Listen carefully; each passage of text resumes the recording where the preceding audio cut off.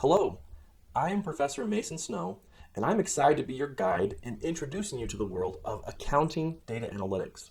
This course has been designed to make you more efficient in your work and more disciplined in your thinking. In this video, I will explain what is traditionally meant by the term data analytics. This will give you an idea of the typical activities and processes involved in analytics, and it will serve as a framework to which you can relate everything we learn together in this course. Rather than provide a single sentence definition, textbooks tend to present data analytics as a collection of related activities, and there are a lot of different frameworks out there. Some like to convey it as a sequence, others prefer a cycle. You can see that there's varying numbers of activities that they choose to represent. Some even like to have cute acronyms to help you remember the steps, like mosaic or impact. But the framework that I prefer is known as the AMPS model. It's pretty well accepted, and I think it's the simplest presentation. There's no need to complicate things here. It portrays the analytics process as 4 cyclical steps. Traditionally, we think of starting with that top circle, asking questions. We then work our way through the model until we share the story with others, and then the process repeats. Let's discuss each component individually. The data analytics process starts by asking questions. In a professional context, these are the business problems or issues that a manager encounters and needs answers to. This class is not going to focus on explicitly teaching you how to come up with questions per se. Questions are going to arrive naturally in the normal course of business. What I will try to teach you in this course is how to evaluate and improve questions. And this isn't just meant to be an academic exercise. It is important to understand these principles because the way that questions are framed has the potential to impact all the subsequent steps of your analysis. It can affect the kinds of data you decide to gather. It can impact the type of analysis you decide to conduct. To be clear, I'm not saying that any single question has to do everything, but what I am proposing is that understanding several characteristics of good questions can help you think critically and help you develop an effective line of questioning to inform the rest of your analysis. These factors are relevance. This factor gets at whether a question is directly related to the business objective at hand. If your question lacks relevance, you might find answers to the question you asked, but you'll miss out on the answers to the questions you should have been asking. Now, this can be somewhat subjective, and questions can certainly build on each other, but the ultimate goal is to be asking questions that directly relate to business objectives. Next is scope. This factor addresses the breadth and depth of the analysis.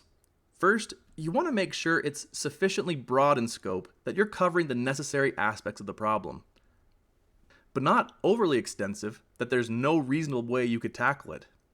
Your company will be resource constrained, you don't have infinite time and money to throw at a problem, so you need to tailor your question to be specific while still sufficiently addressing what's necessary. Third, we've got measurability. Sometimes we need to take a step back and realize that we don't necessarily care about data for data's sake. Usually, we care about bigger picture ideas or constructs, and we use data to try to capture or quantify these ideas. Sometimes the link between an idea and its measure is pretty tight. For instance, if the idea you care about is profitability, then using quantified data like net income or return on assets, that's going to be a pretty closely linked measure. Other constructs like brand image or employee morale are going to be much harder to capture, especially with a single measure. So whenever you're evaluating a question, it's important to, again, take a step back and assess whether the big picture ideas you care about in the question can be reasonably measured with available data. Lastly, it is helpful if the question has some element of actionability, which gets at whether the question produces insights you can act on. As I mentioned before, collecting and analyzing data is not costless, and businesses are resource constrained. Actionable questions would thus be those that on their face will add value by guiding decisions. If you're asking a question whose answer will not lead to a different course of action, you need to reflect on whether that question is worth answering. Let's review these dimensions with an example. A company has recently emphasized an initiative related to improving customer satisfaction and retention. And let's suppose that your manager asks you, how many new customers did we acquire last quarter? Let's take a moment and try to evaluate and improve this question using the 4 characteristics we've talked about. I invite you to pause the video to reflect to yourself where this question may fall short and what we could do to make it better. Let me give you my thoughts here. First, is the question relevant to the business objectives? I would argue that while it is somewhat related, on its own, this question will not address customer satisfaction nor retention. Let's say you went to the database and found that you had a huge increase in new customers last quarter. How does this inform you as to their satisfaction levels? And knowing the number of customers you acquired tells you nothing about how many you retained. Next, we have scope. Again, I would say this question is probably lacking here. There's probably a lot more things we need to be looking at to assess our business objectives. When we look at measurability, I would say we're doing fine here. If we are truly interested in the number of new customers, that's easily quantified. There's no ambiguity there. The one other dimension that we could probably improve here is actionability. The business objective here explicitly stated that the company wants to improve customer satisfaction and retention. Knowing the number of customers acquired last quarter could potentially be useful information, but alone, the answer to this question will do little to truly inform the company on what they should do differently. So, we could try to revise this question to better address the business objective. Or as I mentioned before, sometimes it's helpful just to start with a basic preliminary question like this one and simply add follow-up questions to help paint a picture of what's going on at the company. Let's take that approach. Maybe we could start our analysis by identifying the number of new customers we acquired last quarter and then proceed to ask, what fraction of these customers still had an active subscription at the end of the quarter? This increases the relevance of our line of questioning. We now have a better sense of what our retention rate actually is. And what if we keep probing and add the following question? Of the customers that canceled their subscription, what were the most common reasons expressed for doing so? Here, we've expanded the scope of our analysis while keeping things reasonable.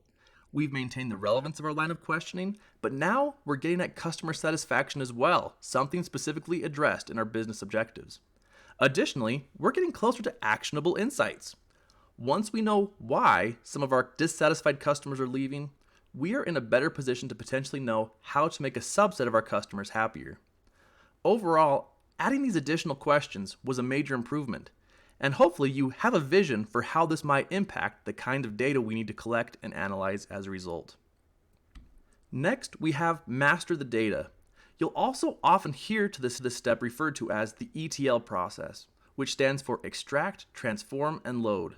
In essence, this step entails everything you have to do to get the data ready for analysis. Sometimes there's not much to do here.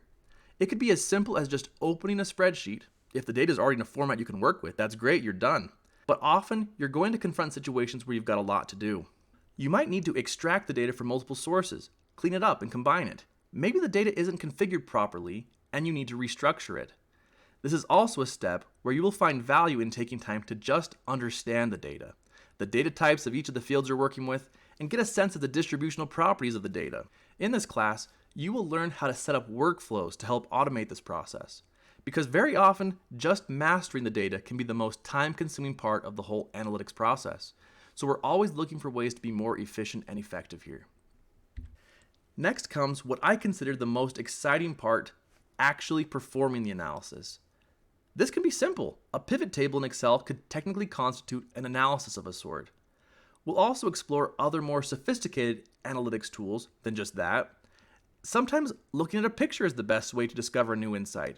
So we'll also see how we can leverage data visualization in the analysis stage. Overall, this is the part where we're seeking to extract value from the data.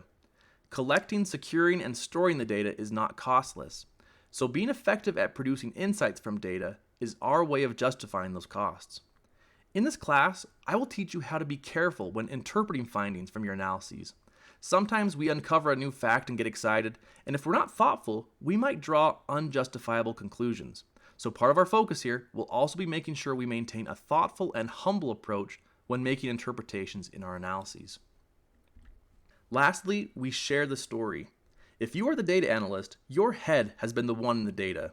You've been the one querying the databases, you've been the one running the analyses, and now you are the one who has the valuable insights. It does your company no good unless you are able to effectively communicate these insights to all the related parties that need to make decisions based on your analysis. we'll practice how to verbally and visually communicate our findings to others. Not only am I going to teach you how to click buttons to construct visualizations, but part of my emphasis is going to be knowing how to create highly effective visualizations. The goal is for you to communicate ideas as quickly and effectively as possible, so we will explore various strategies to help make that happen. And folks, that's basically the AMPS model of data analytics. Two final things to note. First, while this model depicts data analytics as a cycle, there's no hard and fast rule that says these 4 activities must occur in the exact order that is shown here. It is entirely possible that in the middle of mastering the data, additional ideas come to your mind and you start asking more questions. Or maybe in the middle of performing your analysis, you realize you need additional data or it needs to be structured differently, and that takes you back a step to mastering the data again. All these activities are related, and honestly, this process is best described as iterative as opposed to cyclical. Ultimately, the model's value comes from succinctly categorizing and summarizing the various activities in this big picture we call data analytics. Second, I hope that throughout the course, as we engage in any individual activity, you are able to relate what we're doing to any given step of the framework.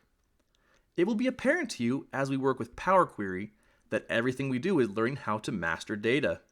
We're actually going to begin the course by going over some intermediate functions, formulas, and other capabilities in Excel. Some of these activities will better prepare you to master the data, but we'll also review some tools that focus more on actually conducting the analysis itself. And towards the end of the class, Power BI will be our tool of choice to show how we can use data visualization to perform analyses as well as share the story. And hopefully, we'll be seeking to ask and answer high-quality questions all along the way. So you can consider this as our roadmap for the course. At the end of each of these videos, I like to conclude by summarizing the main points of this mini lecture. As a reminder, these videos that address principles of data analytics, this is going to be your primary source of material for conceptual multiple choice questions on exams. So I try to be as transparent as I can with the specific things I want you to have learned during the discussion. There's that, and I also think it's helpful to hear these principles stated concisely one more time. You have been introduced to the AMPS model, which presents data analytics as a cycle of 4 related activities. It starts by asking questions. I want you to be familiar with how to evaluate and improve questions using the 4 factors we talked about: relevance, scope, measurability, and actionability. Next, we master the data, which consists of all the activities required to prepare the data for analysis. This could be collecting, cleaning, combining, restructuring, or otherwise transforming the data. We also know this is the step often referred to as the ETL process, which stands for extract, transform, and load. Then comes the fun part, performing the analysis. Applying whatever method will yield valuable insights, whether that's summarizing figures, applying statistical techniques, or using visuals to explore the data. Lastly, we share the story by verbally or visually communicating our findings to others. I would like you to know these 4 steps and be familiar with the kinds of activities you would expect to engage in within any given step. And ultimately, by the end of this course, you're going to know all of this by heart, because every day we'll be able to relate what we do back to this AMPS model.